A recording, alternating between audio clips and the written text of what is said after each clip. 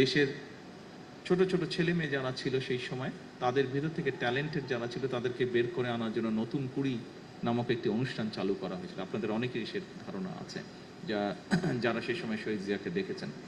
সেটারই একটি এক্সটেন্ডেড অংশ হিসাবে আমরা দেশের এই ছোট ছোট ছেলে মেয়েদের ভিতর থেকে ভবিষ্যতে ভালো খেলোয়াড় বের করে আনতে চাই, এবং তারই অংশ হিসেবে নতুন করে স্পোর্টস, যেটি আমরা আজকে এই সিলেটের মাটি থেকে আনুষ্ঠানিকভাবে শুরু করব ইনশাআল্লাহ।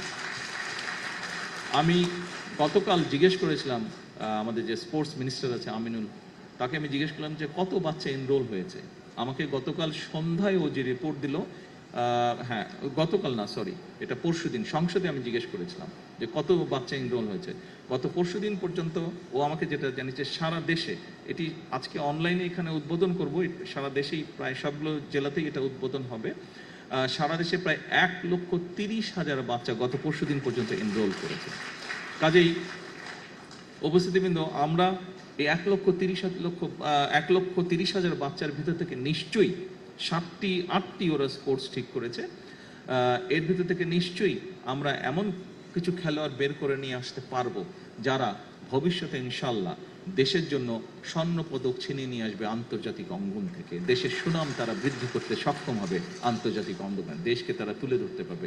ক্রিকেট যেরকম আজকে আমাদেরকে বিশ্ব দরবারে তুলে ধরেছে বাংলাদেশকে, বাংলাদেশের জন্য সম্মান নিয়ে এসছে, মেয়েদের ফুটবল টিম যেরকম কয়েকদিন আগে দেশের জন্য আন্তর্জাতিক সম্মান বয়ে নিয়ে এসছে, এভাবে আমাদের ছেলেমেয়েরা দেশের জন্য ভবিষ্যতে ইনশাল্লাহ সম্মান বয়ে নিয়ে আসতে পারবে। সকল উপস্থিতিবৃন্দ, আমরা আমাদের দলীয় অবস্থান থেকে একটি স্লোগান দিয়ে থাকি। স্লোগানটি হচ্ছে, করব কাজ গর্ব দেশ, সবার আগে বাংলাদেশ। আমি ব্যক্তিগতভাবে দৃঢ়ভাবে বিশ্বাস করি যে পৃথিবীর বহু দেশকে আমরা দেখেছি, বহু দেশ নিয়ে মাঝে মাঝে যখন নিজেরা বসি গল্প করি, আহা ওই দেশটা তো এরকম ছিল, আজ তো কি সুন্দর হয়ে গেছে। আমি দৃঢ়ভাবে বিশ্বাস করি, পরিশ্রম যদি আমরা করি তাহলে আমাদের দেশটিকে আমরা তাদের মতন করে গড়ে তুলতে পারবো। এবং এই আত্মবিশ্বাস নিয়ে এই সরকার যাত্রা শুরু করেছে, তার কার্য পরিচালনা শুরু করেছে।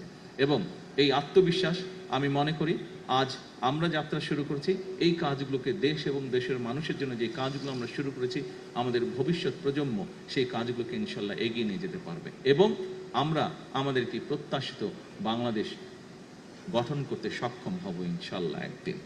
সম্মানিত সকল উপস্থিতিবৃন্দ, কষ্ট করে আজকের এই প্রতিকূল আবহাওয়ার মধ্যে এইখানে উপস্থিত হওয়ার জন্য, আমার কথা শোনার জন্য আপনাদেরকে আন্তরিকভাবে ধন্যবাদ জানাচ্ছি। আসসালামু আলাইকুম।